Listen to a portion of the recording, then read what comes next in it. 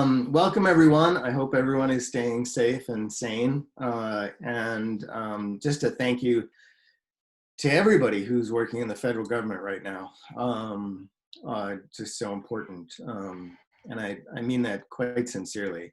That's not just some talk. Today, I really just want to go through the basics of the federal report card, just to remind folks of what it's about, and then very briefly talk about this year's, how we're going to approach this year's federal report card, and then leave time for questions. I'm hoping that the presentation will only take about 20 minutes, so we should have plenty of time for some good questions. Just some reminders, if you don't know much about the federal report card, it exists because of the 2010 Plain Writing Act, which was obviously a wonderful thing. Everybody's probably heard about it, certainly in this network, this incredibly important network. It required a number of things. Staffing, each agency to have a senior officer, a senior plain language officer, as well as a point of contact. Training for all employees. Reporting. Every agency to have a plain language web page accessible to the public, as well as, and this is important, annual compliance reports posted on the agency's page, the agency's website. So you can actually see both the context and the pages, each agency's plain language page from plainlanguage.gov. And after this presentation, I'll take a quick tour just to show you where that is, okay? And finally, writing, so in addition to the three important organizational requirements, staffing, training, reporting, the product that goes out to the public must meet plain language guidelines that, as you know, are also posted on the plainlanguage.gov site. So the question, though, is how do agencies know how well they're doing? And within the federal government, there is no agency to evaluate and tell us and tell you how well you're doing on it. So this is where the Center for Plain Language comes in and the federal report card comes in. The federal report card is an annual report that shows agencies how well they're doing in terms of the law's requirements, in terms of organizational compliance, the staffing, the training, and the reporting, as well as the writing. So as you can see, there are two grades on the report card itself, organizational compliance and the writing quality. The organizational compliance is pretty straightforward in terms of how to grade that. I usually do that myself. With one assistant. We go through each agency's page. We look for the staffing, the training, we look for the compliance reports, and give each agency an organizational compliance grade. The writing is a little more complicated. So what we do is each year we grade 2 pages. One, a page that we had graded the previous year, and we do this primarily so that agencies can improve year to year and build on the comments that our judges give them. We started this practice last year and feel like it went very well, and we saw a lot of improvement, and we're hoping to see that again this year. Secondly, we have a page that we had not graded previously. And a big caveat, we recognize that every agency has thousands and thousands of pages that it produces every year. And looking at 2 pages and evaluating and giving every agency a grade based on that is just a snapshot. It is not in any way meant to be comprehensive, and I think that's very important. We are limited to 2 pages, frankly, just because number of judges, we're a volunteer agency. The administration would get a little crazy if we did more. In 2019, we graded the most visited pages for each agency. This is something we had also done back in 2018. So this was the regrade, if you will. And folks did great. I mean, last year on the most visited web pages, and we're delighted to see that, a lot of improvement. And secondly, we looked at urgent help pages. This was the first time we'd looked at those. We shared with you all last year how we chose those urgent help pages. If you want to learn more, there's more on our website. And I'll take a quick look at that at the end as well. So for this coming year, we will be regrading the urgent help pages, and we're going to look then at a new page. And no surprise, given the year and given the importance of COVID-19, we are going to look at each agency's main coronavirus page. So what we're doing very quickly is just looking at the .gov coronavirus page for each agency. No surprise there, I think. And you can see the list here, but I think everybody can see it at their own agency. How we do the grading for the writing. We have a rubric, a set of writing criteria that we use every year, and that we've used for at least the last 5 years. It modified slightly a little bit ago. And we are likely to modify it next year, I should say, now that we've gone through 10 years, just to make it fit even better, let's put it that way, with the guidelines on plainlanguage.gov. We start out with understanding of audience needs, and give it a grade on that. Style, voice, all the important things about word choice, information structure and content, making sure that they are what the reader needs, design and navigation, and then graphics, as well as an overall grade.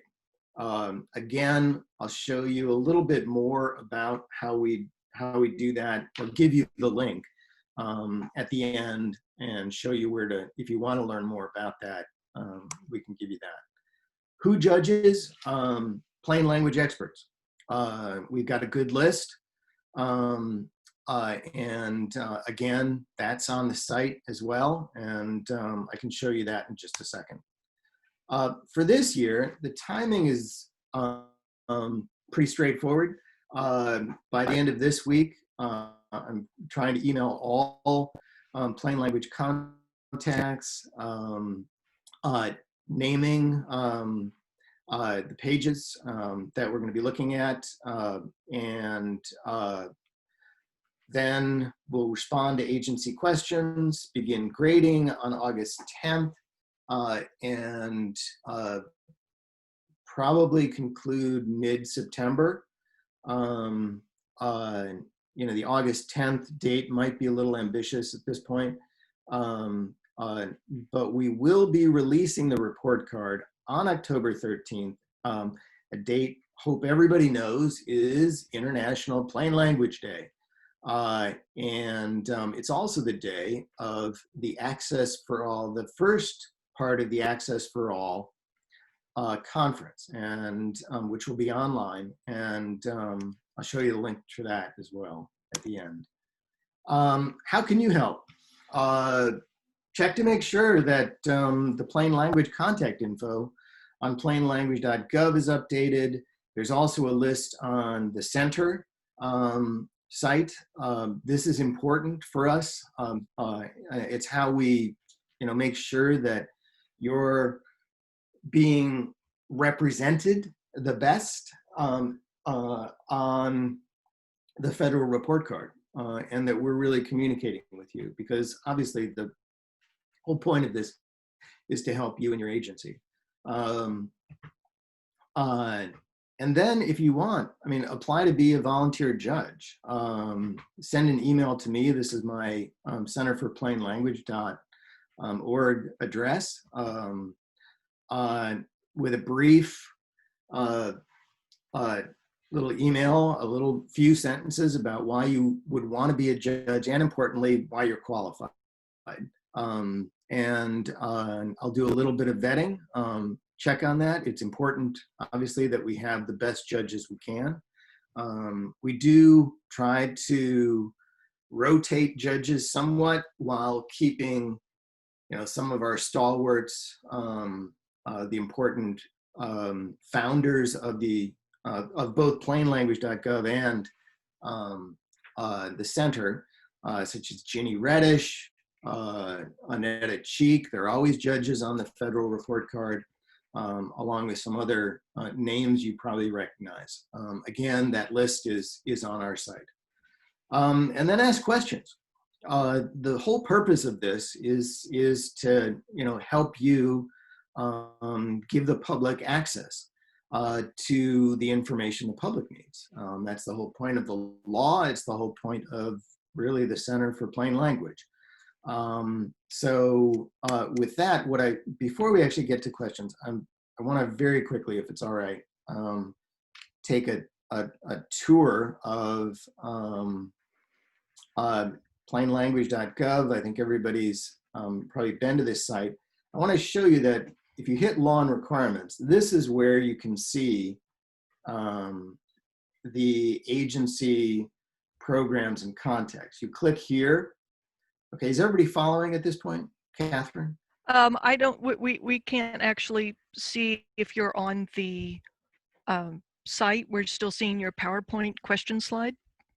Okay, hold on. Why don't I, if I quit the PowerPoint, let's see what happens there. Oh, screen sharing has stopped. Gallery of faces, yeah. Okay, let me do it again. Here we go. Okay. All right.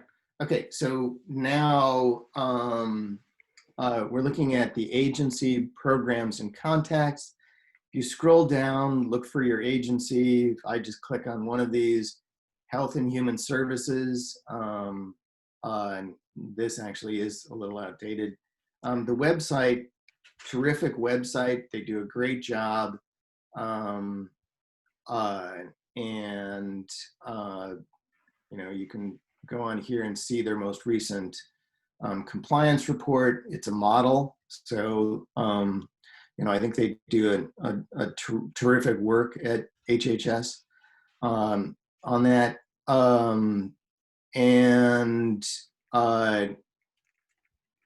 You can also see here at the bottom, they've got their most recent contacts. Kat, I'm actually not sure how to pronounce her last name, but does a great job as the officer, general officer for HHS. Now, if we toggle over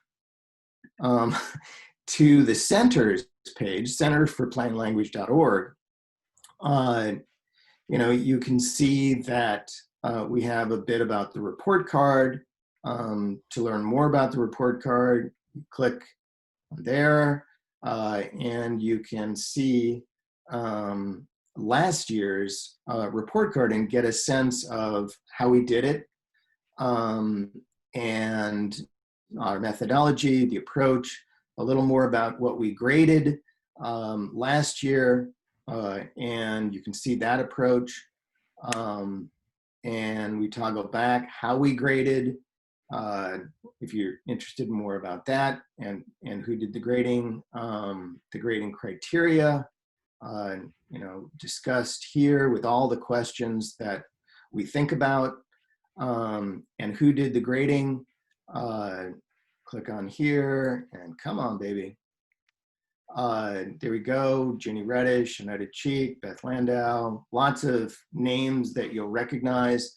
Chip Crane from the past. So a terrific group of folks, and we want to help. I'll leave it at that. So it's about 11:49 right now. I think that's about 20 minutes. I'm going to stop sharing and open it up for questions. Please put your questions in the chat. I'll read them out. We did have one question that I've already answered, which is how do you determine most visited pages? Do you use analytics.usa.gov? And that is the digital analytics program. And you can use that, or you can check with your web team and, you know, say, can you give me the most visited pages for, you know, this particular website. Sure. David, I'm not 100% sure if you mentioned it, but generally, don't they ask, aren't you asking for the cabinet level agency or the Yes. yes. So what we'll do, I mean, it's, and you can see this on the site. We grade the 15 cabinet level agencies, and you know, Others. we grade the main page, you know, the main agency, I should say. To explain well as, that, I'm sorry, David, I'm interrupting, but for example, people have asked, you know, what's the grade for USCIS or Customs and Border Patrol or Secret Service or whatever, and the center grades Homeland Security. Right. Because the other ones are the component agencies. They grade the main one. So correct. And, just clarifying that. And you know, I wish that we had the ability to grade some of the really important sub-agencies, you know, and it's just where we are in terms of the volunteer agency and our limits, you know, of staffing.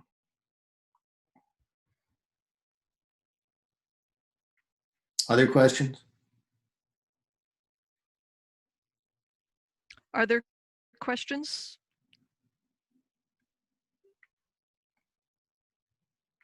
So this year, to be clear again, we won't be grading the most visited pages. I just want to make that clear. We will be grading, because we graded those in 2018 and then again in 2019.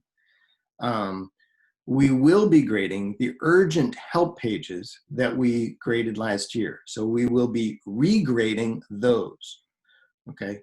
And then we will be grading a new page this year, which is each agency's coronavirus page, okay? And again, grading will begin in mid-August. Okay, we have a couple of questions that came in, one of which is our POC for plain language is out of date. How do we determine our agency's plain language POC? Now, that is an extraordinarily interesting question. I'm going to answer it a little bit and then let David. One of the things you might need to do is check with whoever had the job last, check with that office and say, do you have a replacement? Now, one of the things, if I'm remembering correctly, David, in some previous years, you found out that due to the administration transition, a lot of POCs, you know, had not been replaced. That's correct. So, right. Yeah. And the place to go is the Office of the Secretariat for each agency. You know, this is why there are 2 points of contact. Usually the officer, plain language officer, is in many agencies, someone in the office of the secretariat. The plain language contact then, a kind of different role, is usually the person who does the work. Um, sorry, to put it that way. And that's the really important one, the plain language contact, the point of contact. You might also look at your agency's Office of Strategic Communications. Yeah. To find out. That's where it is in GSA. Yeah. But it's an issue. I mean, and how do we make it easier to keep that updated with transitions? Because if we have another transition in January, and then the Office of Secretariat is going to turn over, so we'll have new officers and maybe new points of contact. So yeah, it's keeping this updated is a challenge. Never a dull moment. Yeah. We've got another question for you. I'm a bit new to these forums, but I'm unclear on the distinction between plainlanguage.gov and centerforplainlanguage.org. If you want to answer for the center, I can answer for plain. Sure. Well, I don't want to get into the weeds of the two agencies, but I think it is actually helpful to know that back in, what was it, 2000,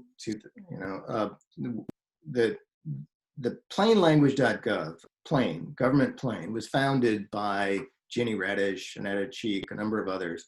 And then, so that is within the government.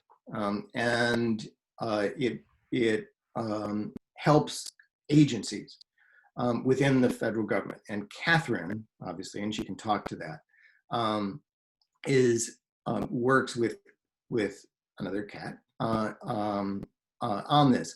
The Center for Plain Language is outside of the government. It is a nonprofit outside of the government, also founded by Ginny Reddish, Annetta Cheek, and some others, to work with the government, but from an outside perspective. So when the law emerged in 2010, the requirements are listed, and you can follow them on plainlanguage.gov for the government. All of the guidelines that you need to follow the law are on plainlanguage.gov.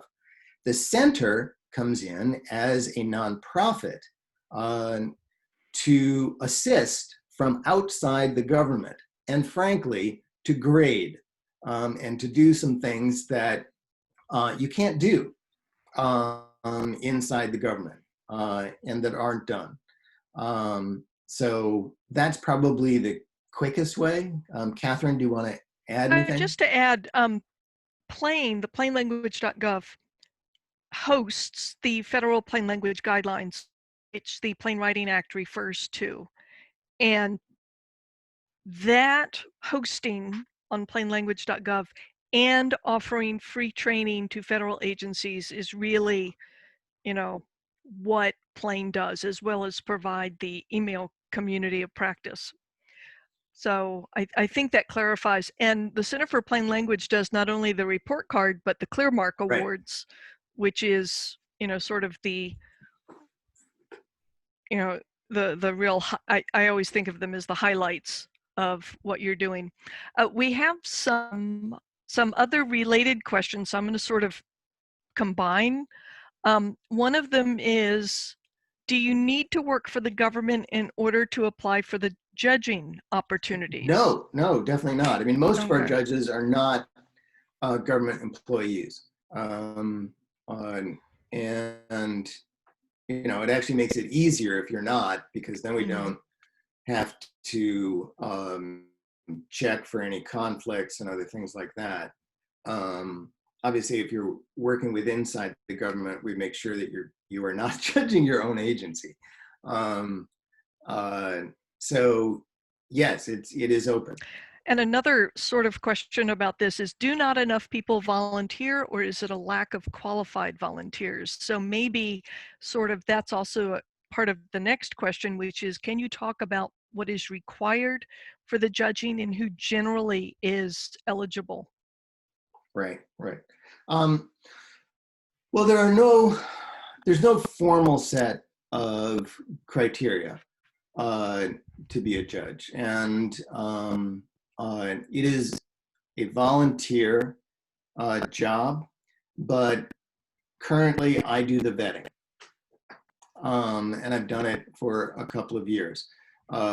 We start with a core group of judges who've been doing this for a long time, who have experience doing the judging.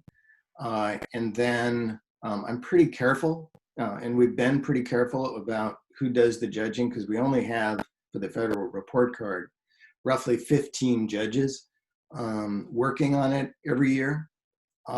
And so it is a select group of people, which is, why the awkward thing that you have to apply to be a volunteer judge.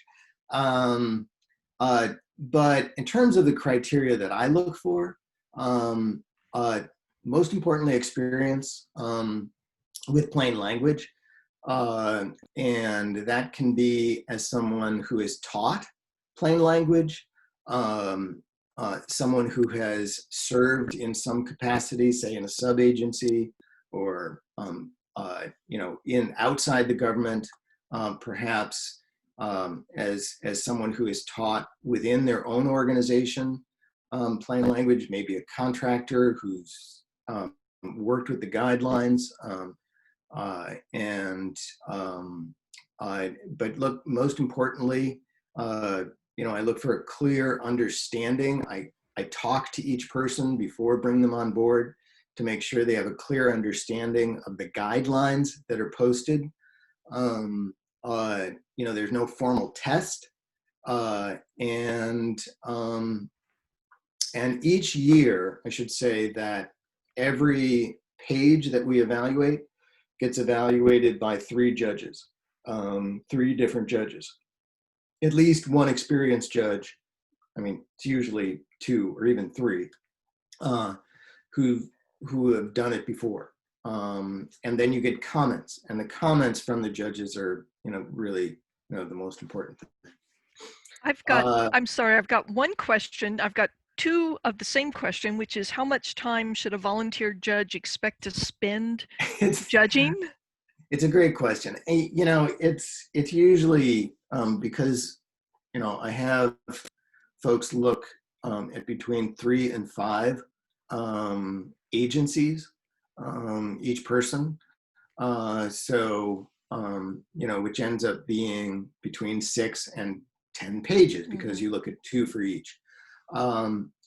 And with the training, because I take everybody through a kind of norming, it's a little bit of a jargony word, a norming exercise with a sample page. It usually takes about 10 hours over the course of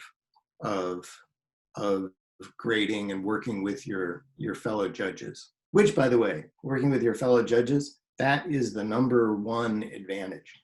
You get to know some really terrific people. Great, thank you. I have some questions that came in a little earlier. Who follows up with an agency's plain language POC to confirm production, submission, and posting of an agency's plain language annual report? Great question. Nobody, Yeah. except us. I mean, just that, if you don't post the annual report,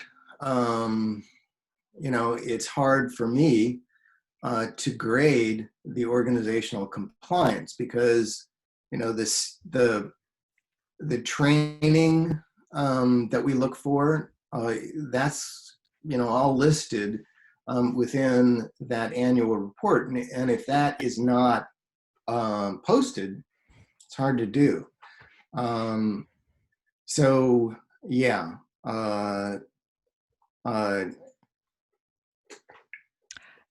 It I wish I will, had a better answer. yeah. One of the things you might want to do is under the law and requirements section on plain language.gov is look at the law itself and the OPM final guidance.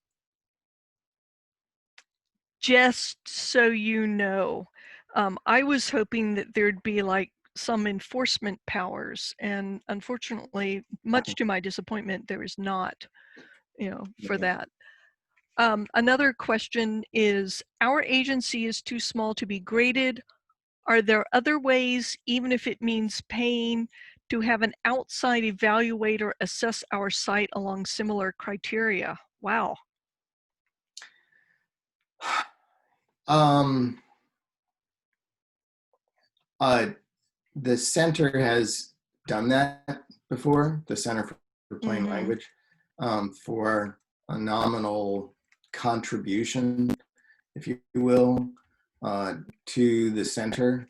Mm-hmm. We've done that with the Partnership for Public Service Yeah. and others. I don't know. Mm-hmm. That would actually be a huge project. I've done a couple of things on gsa.gov, which includes, I think it's a Qualtrics survey where you say, was this page plain, or did you understand this page? But I did not get what I've considered significant enough results to have it make sense. And then maybe talk to your customer service division and find out what questions are you getting. If you have that, if you have a call center, do you have people who come in and say, I don't understand this section? Now, GSA focuses on that a lot because we're mission support, but you know, it's it's a lot cheaper in the long run, and I know you know this, but it's a lot cheaper in the long run to have pages put into plain language, because that would cut down on the emails, the chats, and the phone calls for help. We have another question.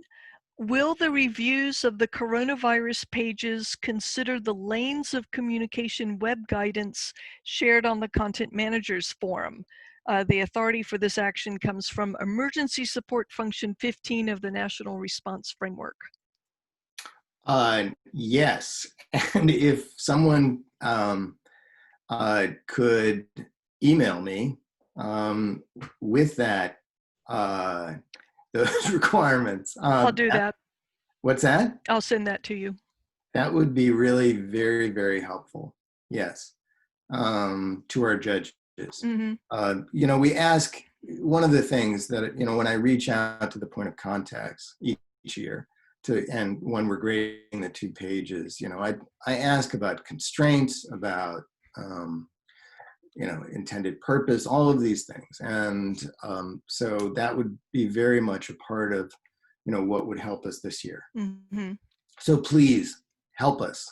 Make sure that we're doing this fairly and accurately. The more information that we have on that, the better.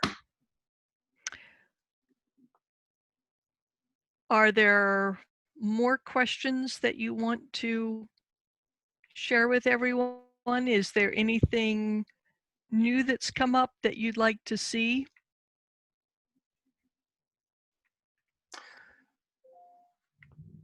Well, I'll say this. I mean, Catherine, we've got a little more time. Mm-hmm. Is it okay if I just say, I mean, this is the 10th anniversary of the law, and it's 2020. Law is 2010.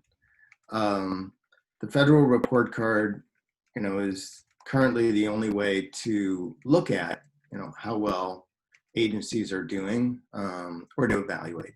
It's a quick snapshot, if you will, of how well agencies are doing with the law.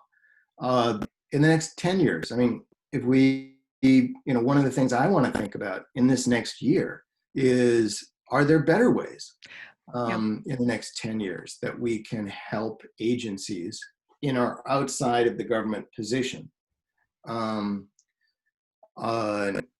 to have a sense of how they're doing?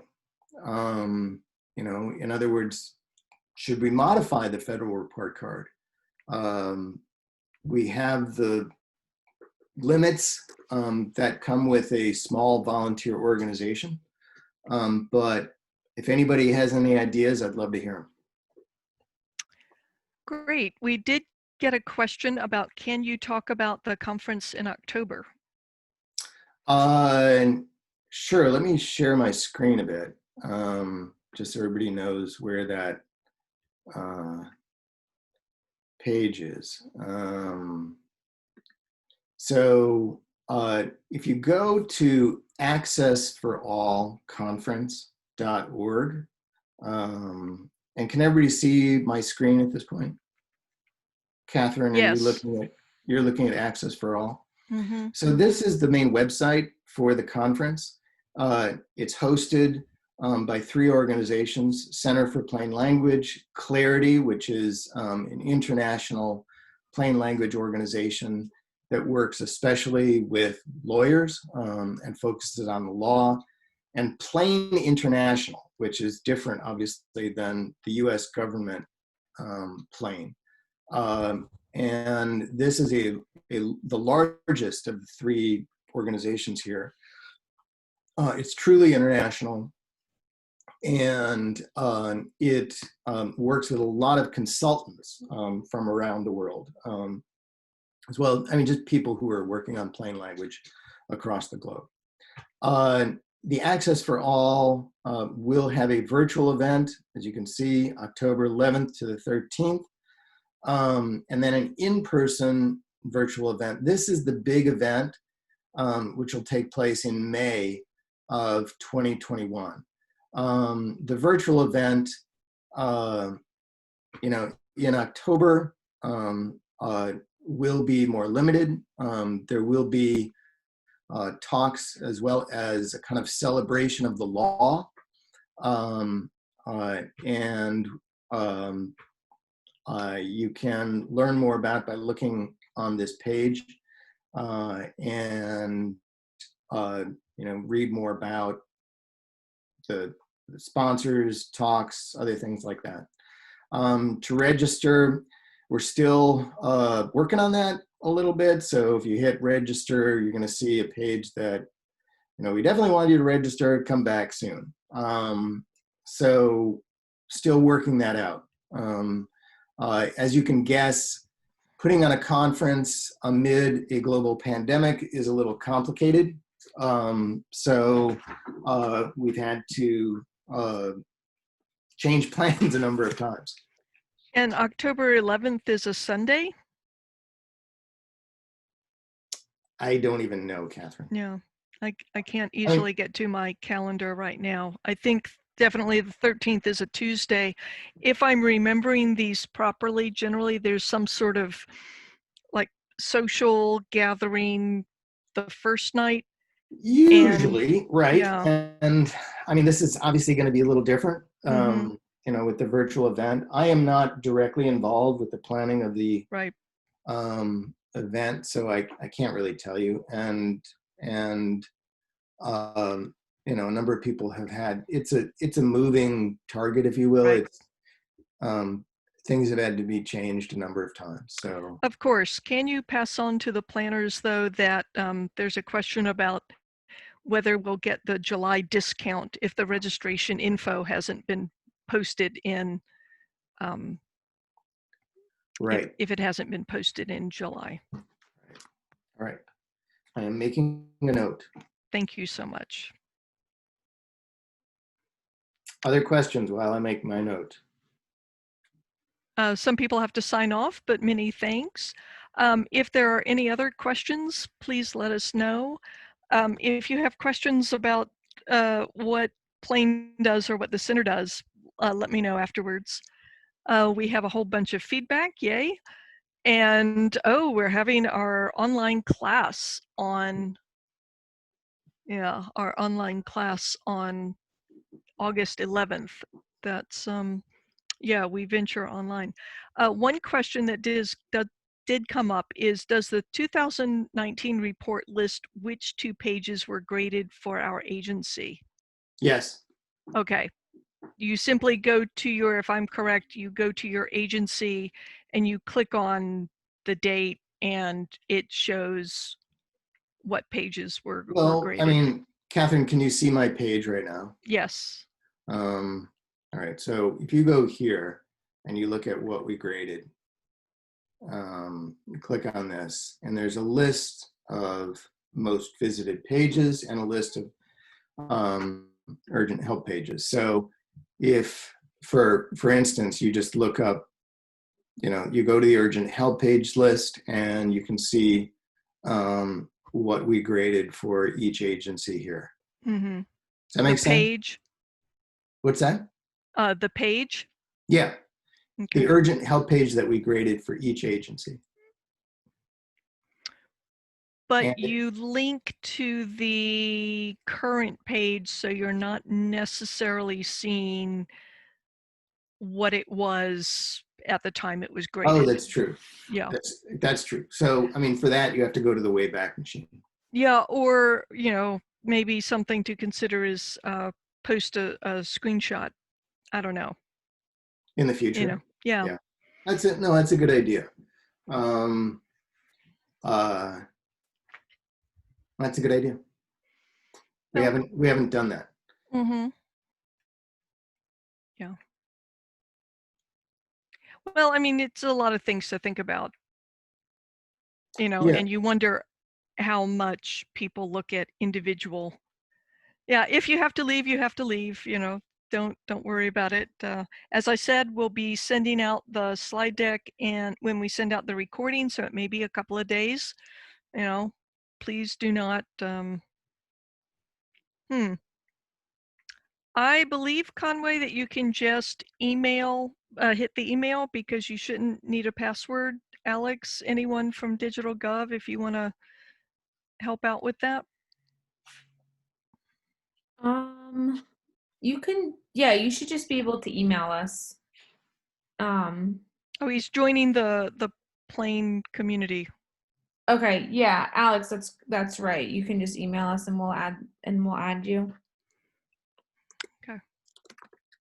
I'll put our email right now. Well, if there aren't any questions, oh, okay. The question is, missed the 2020 slide.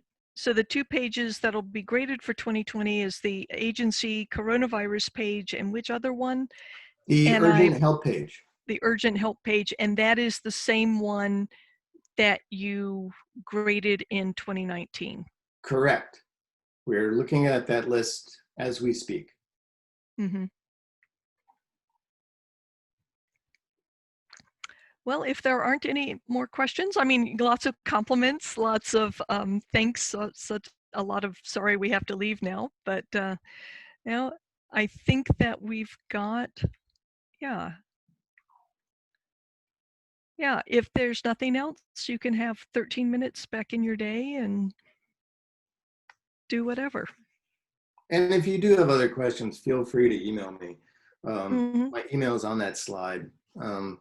But you can also reach me at my Georgetown address, dcl@georgetown.edu. That email again, my initials for David Christopher Lipscomb. So that's dcl@georgetown.edu. And feel free, my job is to help. My volunteer job is to help with this. My day job is at Georgetown, where I direct the Writing Center. Well, thank you so much, David, for sharing all of this. And I guess we'll wish everyone a very good afternoon, since we're actually in the afternoon. So thanks. And as I said, we'll be sending out the slide deck and the video in a couple of days. So thanks. Thank you all for joining. And David, lots of compliments and thanks. So I hope you're feeling thank you. a I mean, tidal wave coming your way. Yeah. Well, thank you to all. You're really important, and you do important work. And I say that with as much sincerity as I can muster. In the afternoon, I'm with you with that. Okay. Thank you all. Anything else from DigitalGov? Nope. Great job, guys. Have a good afternoon. Thank you so much. Thanks. Bye.